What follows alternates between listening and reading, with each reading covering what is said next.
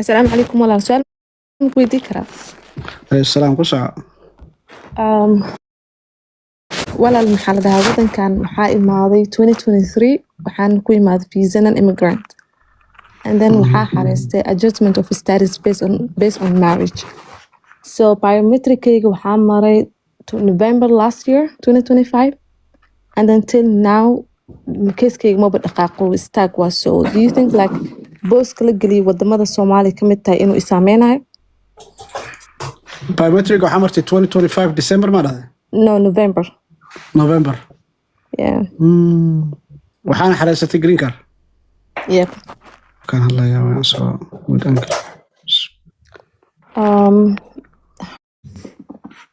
soo gala waxay nooga waramaan inay yara adkeeyeen kaarka shaqada waqti ku soo dhacay laakiin ku soo sultan waxaan rabaa inaan ogaado dadka adjustment of status wadamankan based on ku soo walaal uu saameeyay dad ana garanaya oo akhrinay waxa jirta laakiin dad loo sud xareeyay hadda laba wiil oo la soo ogolaaday way jiraan oo xaakimku soo go'aamiyay keesas badan oo hadana xaakimku soo go'aamiyay way jiraan loo suudiyo badan oo hadda xareysanna way jiraan ay wadaan sida lawyerka Jim Hakin marka inta keesan ogahay waa lagu guuleystay hadda laakiin banka oo kamid yahay wadamada Soomaaliya hadda wata baasaboorkeeda uu ku jira walaal hadda laakiin lawyer haysato oo ka wareysan kartaa loo suudada jira okay ay lawyerka la hadlaa thank you loo suudka ku daba qabso inaa ka hesha laga yaaba ku darso magacaaga okay ay walaal ma santa insha Allah arab ifrah idrisow neo kaarka shaqada qofna wuxuu soo qoray wiil Cabdirashiid la dhahay hal sanaan sugayaa aniga kula hadlaya waxaan ku jiray dadkii labada sano haysan jiray 2022 dadkii inta laba sano haysteen moogtahay iga dhacay May 2025 kii buu iga dhacayay waxaan xareeyay February dhamaadkeedii 2025 صح then May iyo June July August iga maqnaa August 4 iyo 10 keedii baa waxa ii soo dhacay kaarkayga aniga markaa waxaan haystay warqadii extension ka ahayd 540 540 ka shaqo shaqeynayay inta Trump joojin ka hor haydaasaan iska haystay marka uu ii soo dhacay August 4 iyo 10 keedii baa waxa ii soo dhacay magacaygii oo laaqan oo macnaha waxa ku jira xarfa khaldan baa iga jira laakiin receivekaygu sax buu ahaa 540 ka moogtahay dan waxaan sameeyay replacement baan ku sameeyay August 4 replacement ku sameeyay ilaa aalaankaas meeshii maalintaas la geeyay Texas meeshan Texas Surface Center ka ayuu yaalaa lama badaqaajinba wow ilaa hadda August 4 replacement ma ku sameeyay maadaama xarfaha iga khaldeen oo xarfaha afar xaraf kale iyo Muhammad igu jira Muhammad bay ka soo dhigeen marka replacement aan ku sameeyay August 4 keedii 15 keedii bay helaan ilaa hadda suuq iyo jaaq ma laha laakiin warqadii 540 kiiba alxamdulillah ay shaqeynaysa marka aniga dhalinyaro badan oo waxa jirta hal sano iyo ka badan sugaysa ilaa hadda si fiican subhanallah hal sano ka badan waaw wiil hata wuxuu soo qoray sanad baan sugayaa lama yaqaano waxa jira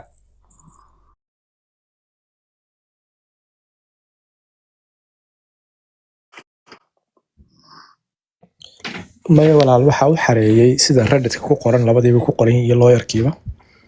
waxa uu xareeyay lawyerkooda loo suudka marka xaakim maxay sugayeen marka interview mise wax kale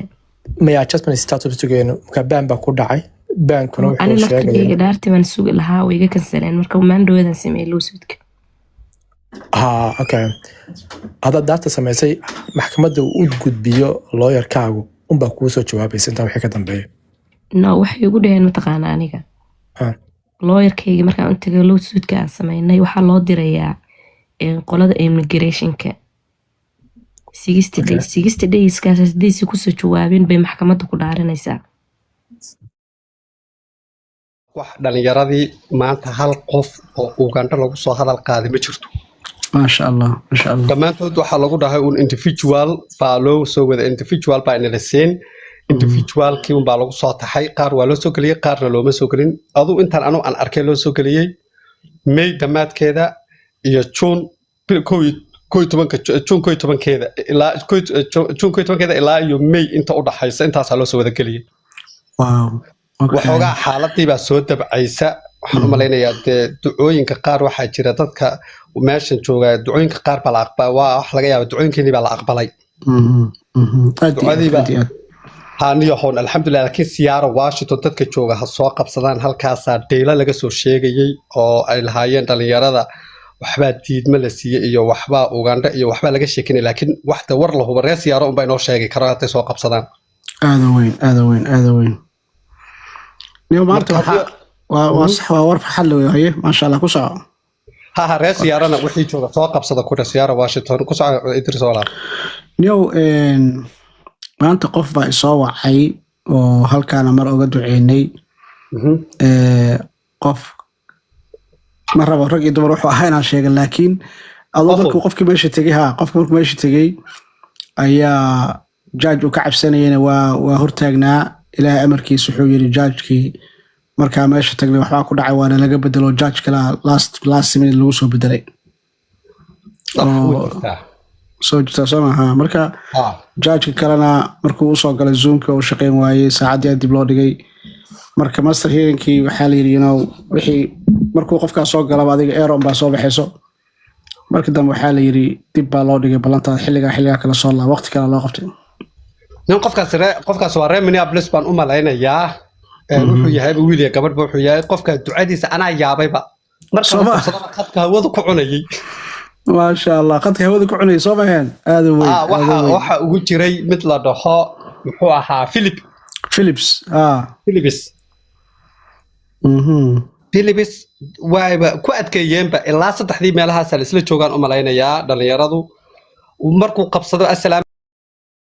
qaynu ninka oo dhahayay carbon na oo niyahon markii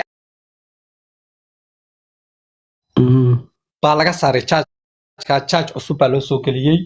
oo magac kale lagu sheegayay isaguna kuma adkeynba dadkii wuxuu dhahay individual baan inay soo gelin qaarna gacantu ka siiyayba meesha go'itaanka ah reer siyaaro Washington bal ha soo qabsan reer siyaara maanta wax laga sheegay ilaahay ka dulqaaday iyagana haye dadka reer Seattle hadii aad maqlaysaan qof soo maray arintaas ee asaga ku dhacday oo maanta soo maray wixii kala soo kulantay information kaas u baahanahay soo qabsada reer Seattle noo sheega insha Allah dad badan oo mas'uuliyiin ah reer Seattle nooga yimaada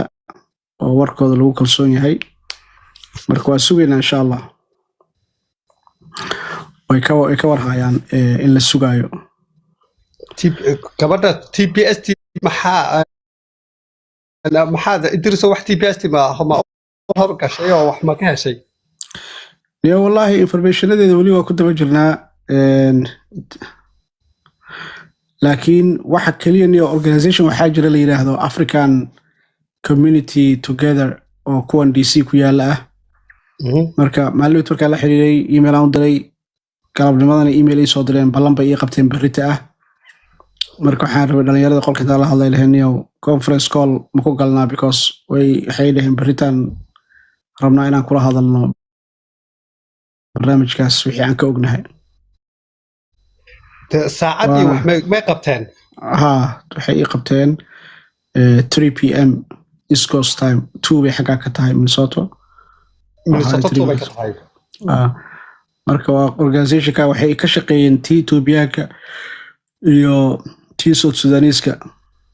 tani arrinkaas way fiican tahay ninkii halkan cigaalna soo qabo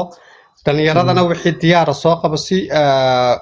group conversation hadii aad macnaha ay ku ogolaadaan adiga marka aad tiraahdo TPS haysta ama dad dibanayaashii ahbaaba ilaba joogaba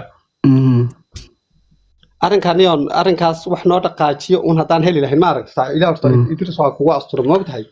ما هو dadku ay dhaqaaq doontaan saan rajeynayo waxa weeydiinayo tii wadamadii ka darnaa oo xaaladooda jiqda ahayd baaba la soo siiyay mataqaana